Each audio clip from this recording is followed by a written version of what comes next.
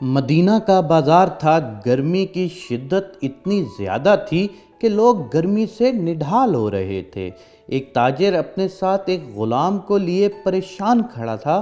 غلام جو ابھی بچہ ہی تھا وہ بھی دھوپ میں کھڑا پسینے پسینے ہو رہا تھا۔ تاجر کا سارا مال اچھے داموں بک گیا تھا، بس یہ غلام ہی باقی تھا جسے خریدنے میں کوئی بھی دلچسپی نہیں دکھا رہا تھا۔ تاجر سوچ رہا تھا کہ اس غلام کو خرید کر شاید اس نے گھاٹے کا سودا کیا ہے۔ اس نے تو سوچا تھا کہ اچھا منافع ملے گا، لیکن یہاں تو اصل لاگت ملنا بھی دشوار ہو رہا تھا۔ اس نے سوچ لیا تھا کہ اب اگر یہ غلام پوری قیمت پر بھی بکا تو میں اسے فوراً بیچ دوں گا۔ مدینہ کی ایک لڑکی کی اس غلام پر نظر پڑی تو اس نے تاجر سے پوچھا کہ یہ غلام کتنے کا بیچو گے؟ تاجر نے کہا، میں نے اتنے میں لیا ہے اور اتنے کا ہی دے دوں گا۔ لڑکی نے بچے پر ترس کھاتے ہوئے اسے خرید لیا۔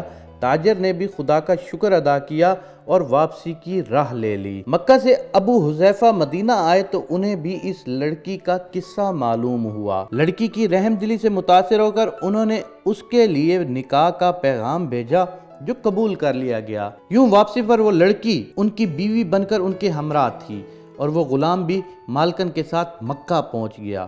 ابو حذیفہ مکہ آ کر اپنے پرانے دوست عثمان ابن عفان سے ملے تو انہیں کچھ بدلا ہوا پایا اور ان کے رویے میں سرد مہری محسوس کی۔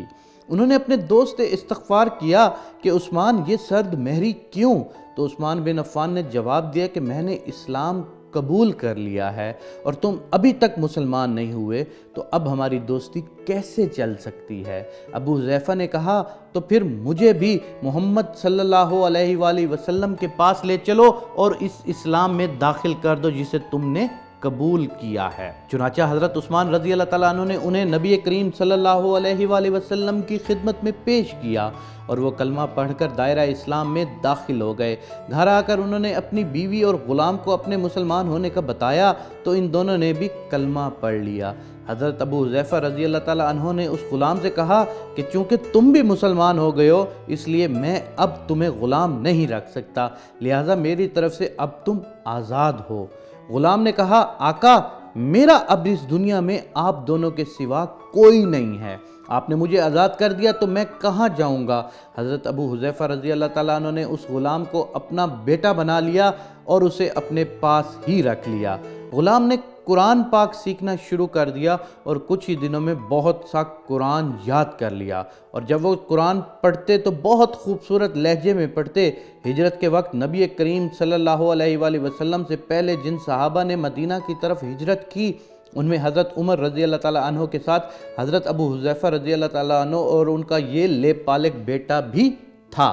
مدینہ پہنچ کر جب نماز کے لیے امام مقرر کرنے کا وقت آیا تو اس غلام کی خوبصورت تلاوت اور سب سے زیادہ قرآن حفظ ہونے کی وجہ سے انہیں امام چن لیا گیا، اور ان کی امامت میں حضرت عمر رضی اللہ تعالیٰ عنہ جیسے جلیل القدر صحابی بھی نماز ادا کرتے تھے۔